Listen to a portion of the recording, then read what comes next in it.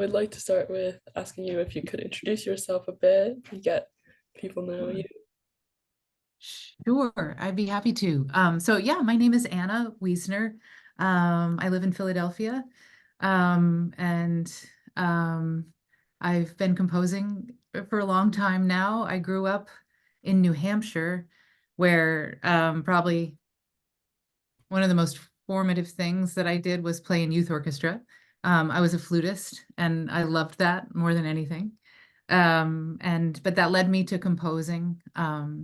And I also enjoy writing, so something about enjoying to write and playing music combine they combine a bit in Yeah, composition. So yeah, yeah, writing's so great. So I'll just get on with the questions. What was your, well, since you began composing when you were in high school, right? Like, yeah, what was the original inspiration for your pieces? yeah. Um, yeah, it's I mean, I guess I could talk about it like, do you mean sort of going back to how I got started composing in the first place, or Yeah, how do I start? Yeah, that. yeah. Um, yeah, I composed a little bit in high school. It took I always have felt like I was a late starter with composition because I was very focused on being a flutist even into college. Mm, Um, but I did compose in high school a little bit. Partly got probably because I got to take some composition lessons. Um, there was a teacher. I went as a day student to Phillips Exeter Academy mm, for 2 years, and so I had a flute teacher and practiced a lot. But there was a composition teacher there, and I got to take some lessons. His name was Martin Amlin, and uh, he's a Boston composer, and that was one kind of exposure to getting to do that. mm, I was drawn to it somehow. The first thing I wrote was a song, so it was a setting of an existing poem by Edna St. Vincent Millay. Um, and I think working with a poem like that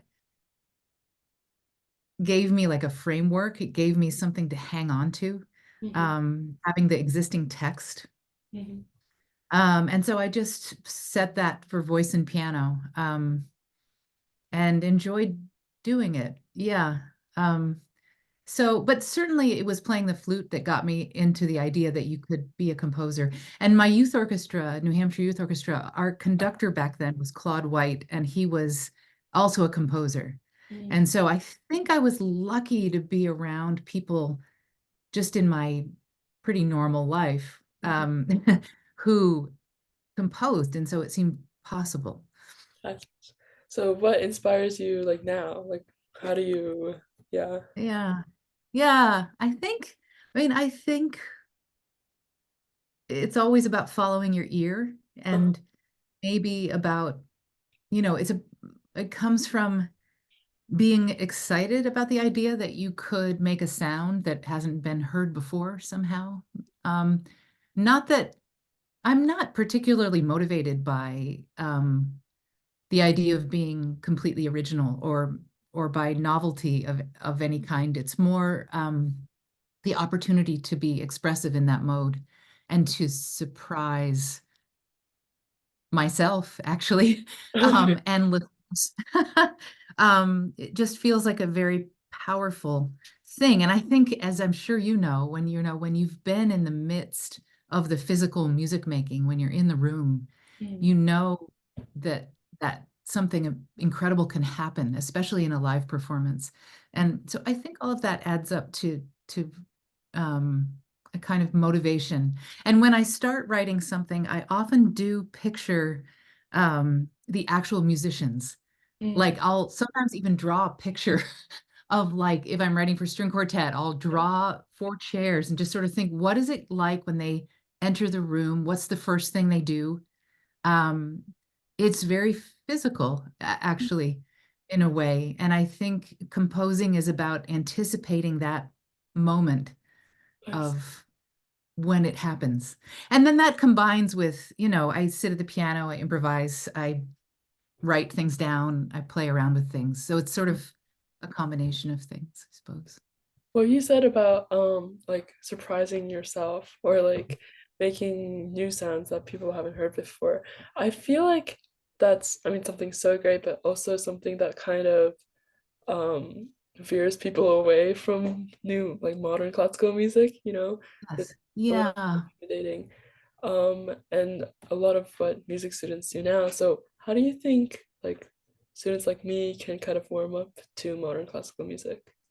Yeah. Yeah. Well, um I think you can warm up to modern classical music and, well, first of all, by remembering that there's a vast array of pieces out there and you're not going to like everything, and that's fine, Yeah. right? I mean, so it's not like you have to think of it as this thing that you need to always work toward liking. It might be that there's something that's just not your favorite thing at the moment. Um, I think, remembering that new music, although it can seem different, daunting, maybe even impenetrable, that if you can get into the time of it, find the phrase, just like you would with an older piece. It's the same kind of advice I think I would give to someone doing music analysis, like in theory class, which is get the lay of the land in terms of the overall trajectory and think about how it parses into sections and find the phrases because that stuff tends to be there even with unfamiliar musical ideas or musical language. And surprise I think is incredibly important. And I do love hearing sounds that feel new and adventurous. I also think that really what it comes down to is balancing a sense of predictability Mm, with surprise. The only way you can be surprised is if you were expecting something, right? right. You can't. So there has to be a balance there where you can engage and expect something in order to then be surprised. Right. Yeah, yeah. So I think that remembering that there needs to be something to latch onto, some way to enter into the journey, and then hopefully there's a possibility of surprise for everybody. That's so interesting because I think that's also a lot of like what Beethoven's sentiment was while composing, right? Yeah, that's interesting. That's good to hear. I like that. I don't. Yeah. Um, is there a piece that you'd like to share that has like themes that you really like to explore with modern classical music? Sure. Yeah. I was thinking about that. So a piece of mine that I would and that I enjoy talking about, and that I like because I it's um, you don't like every piece you write equally. You sort of it's a long-term project composing. I think you just keep trying. So I have a piece for clarinet quintet for clarinet and string quartet. Hmm. Um, and it's called The Eight Lost Songs of Orlando Underground. Yeah. And Yeah. the idea of the piece was to invent a character. So this guy, Orlando Underground, is actually a fictional character, but the idea was that this is music that he left behind, that he composed secretly. He was a rock and roll guitar player who had Wow. always, yeah.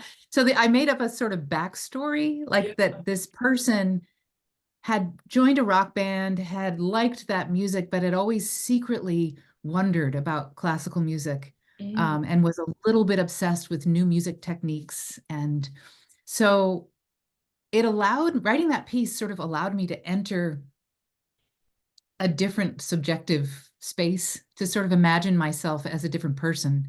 mm, And of course, I was the one composing these right. these pieces. It's like it's in eight very short movements, but it was a chance to kind of explicitly play with music that I hear every day. To sort of think about pop music because I love pop music, but Mhm. also to think about using like folk tunes or using certain kinds of pop chord progressions. I have fun in that piece. Like it's it's not incredibly explicit, but I quote a little bit of Smoke on the Water, which is like a classic early rock and roll song. So the idea that these were eight lost pieces by this fictional person um, gave me this chance to kind of just play with musical materials in a way that felt a little bit freer. Mm, Like I wasn't so worried about it. I think you always end up doing stuff, you're doing your own stuff. That even when you do a model composition where mhm, you explicitly try to copy somebody, you always write your own music somehow to some extent. mhm. And this wasn't like that. It wasn't a model composition, but it was just a chance to sort of play around with different kinds of material and think about, like for example, I used made it these chords that were sort of like the open strings of guitar, just as a premise that like that would have been the background for this person. Wow. So that was a very, very fun piece to do. Oh, that Yeah. seems so fun. Like I can see that you could be a really good writer too. Thanks. That's nice. Um, so actually that's so interesting because I feel like people like classical music, people who like classical music don't really tend to say that they find inspiration from pop music. Yeah, yeah, Uh, yeah.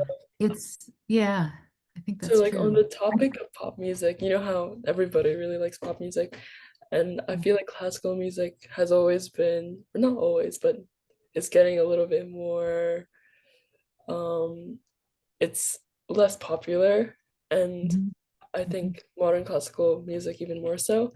And so, what do you think the biggest challenges might be for a contemporary composer? Yeah. Oh, there are a lot of them. I Yeah. mean, but in a way, part of doing that clarinet quintet and imagining this fictional person was to try to turn the tables a little bit and imagine what it would be like to be someone in pop music who yearns for art music, like Mm, to actually turn that around and think about what that person would have been longing to do. What would you want to do that you couldn't do in your rock band? mm, To sort of put the allure, on the side of the classical mm, instead of on the pop side where it so naturally falls. Yeah, I think um,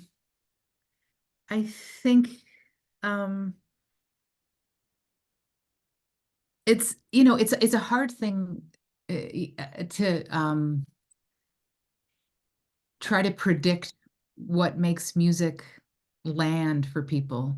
And I feel like when institutions, orchestras try to anticipate what will be accessible or something, mm, that they usually get it kind of wrong, or they often do, that it's not an easy thing to judge. So I think the first thing is to try to not jump to conclusions too quickly, mm. right? Yeah.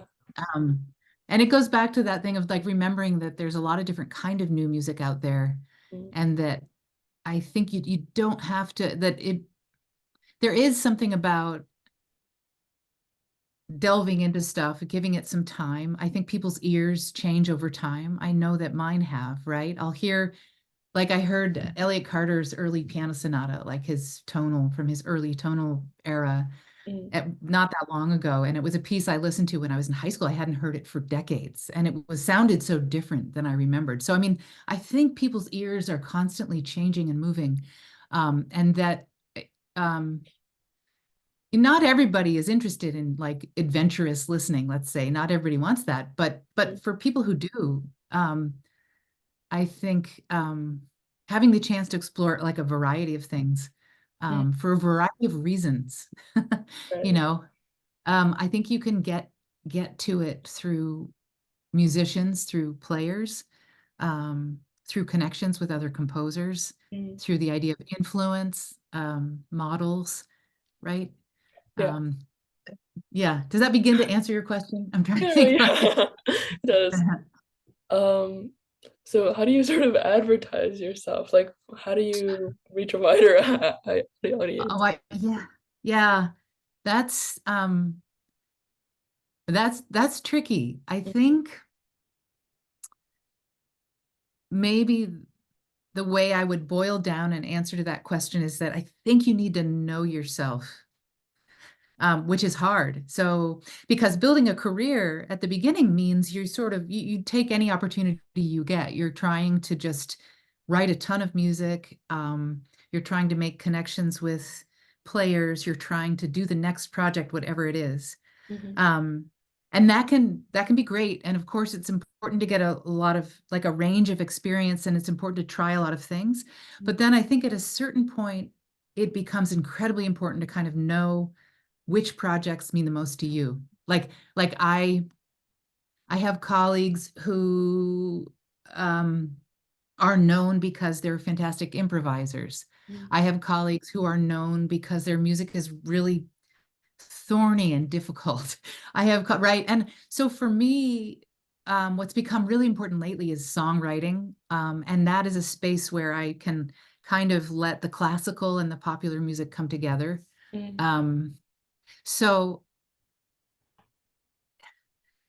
I'm not like claiming to have built a wide audience so far, but like fingers crossed, like finding a way into you, letting the different sound worlds influences, letting them really um, be present and explicit and sort of feel like I can, I want to try to feel as much like myself as possible. I feel like that's the way you communicate with people. And then of course you have to try to get your music out there, and it does take some effort.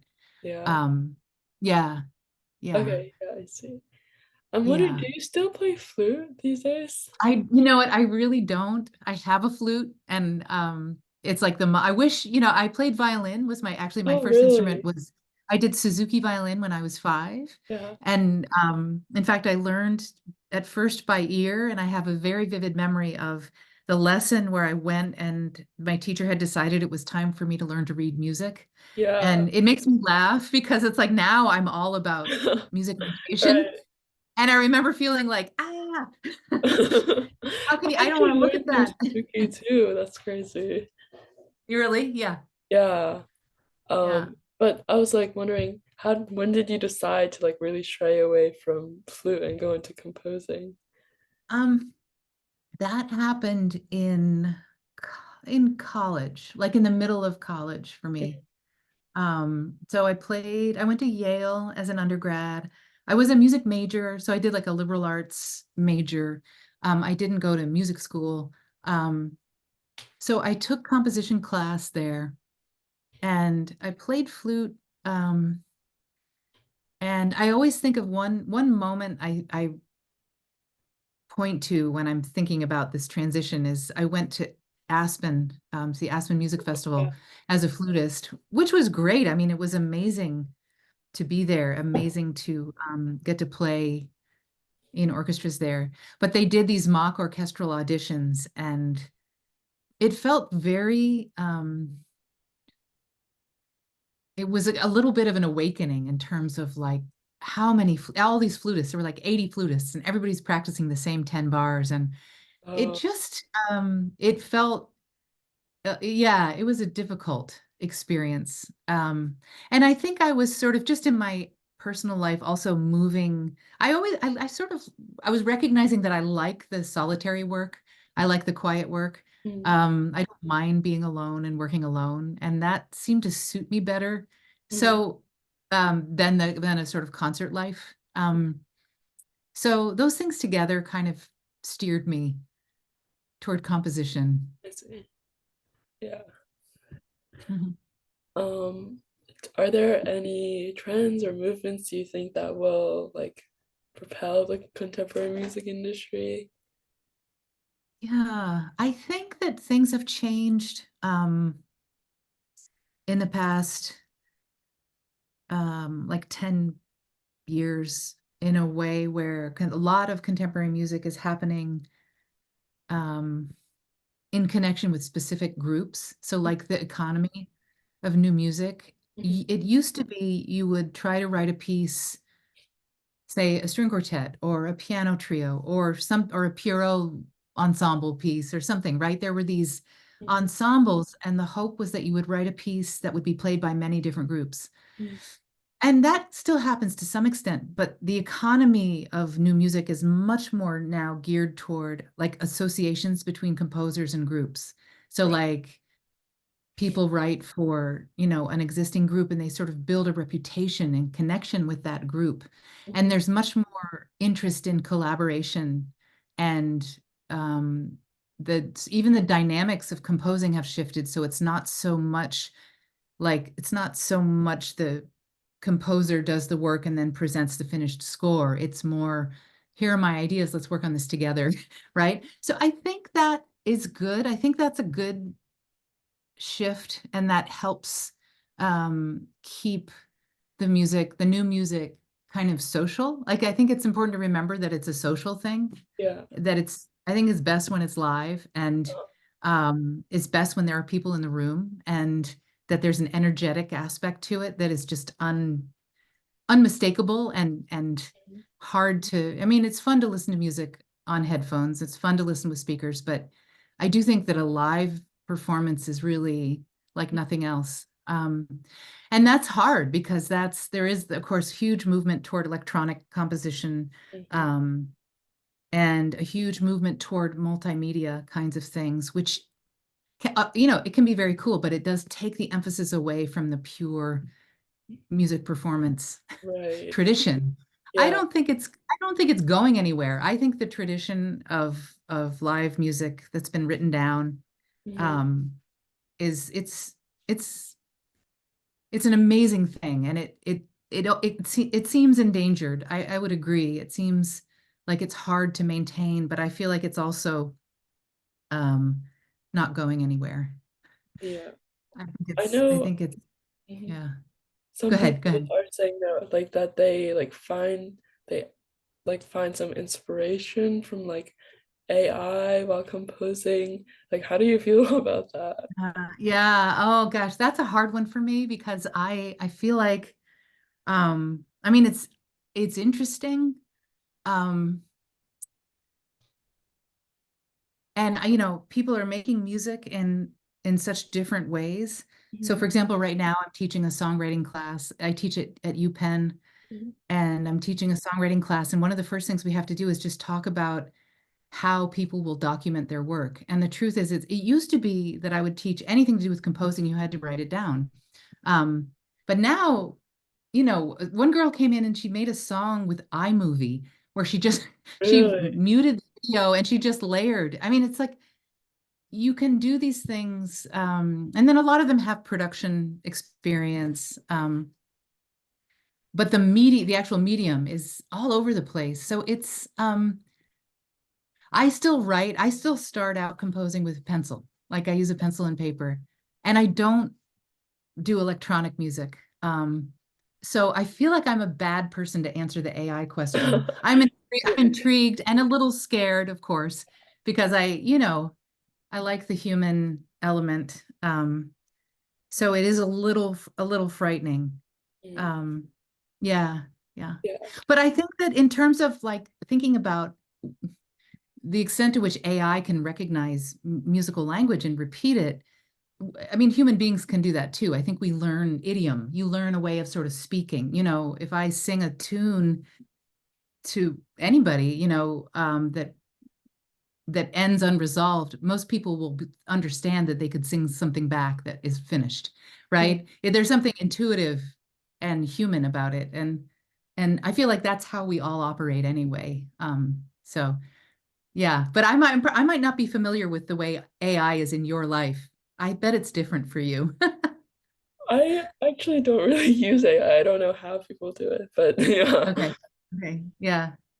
Yeah. I mean, there's something just so like human and like beautiful about writing things on paper first and like getting to know it yourself. I Yeah. don't. Um, but let me see. Yeah. I think because there's this sort of like bad reputation for contemporary classical music, I think, and it's like, I mean, you said that there's so many different types of contemporary classical music. Um, but do you think there's any other ways for younger people to really try to get to know it more? I think, I mean, one thing that I think is really important is for young players Hmm. um, to try to play the old music like it's new. Okay. So I love, like, I teach a class where I assign my students to coach the Daedalus String Quartet. It's been in residence at Penn for a while, and they'll come in and play like Beethoven, some, existing Beethoven quartet, and I'll have the composition students have to coach them. And what it does is it makes them, and the idea is to explore how far you could push things. And the point is also to be a little bit irreverent, Mm, so that we stop acting like the whole point of Beethoven is to be perfect and keep it in a box. Because I actually think the point of all that music is for it to be lively, for it mm, to be taken on anew by whoever's playing it. And if you forget that you have that interpretive space, right, yeah.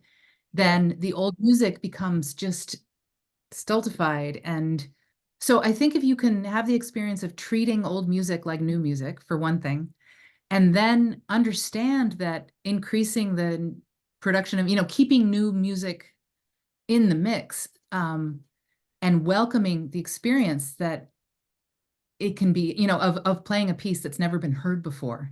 Mm, Um, if you can connect those experiences, mhm. I think you do something good. Yeah. All right, great. Fortunately, that's all I have for you, but is there anything you'd like to say? Oh, just that, no, it's so nice you're doing this.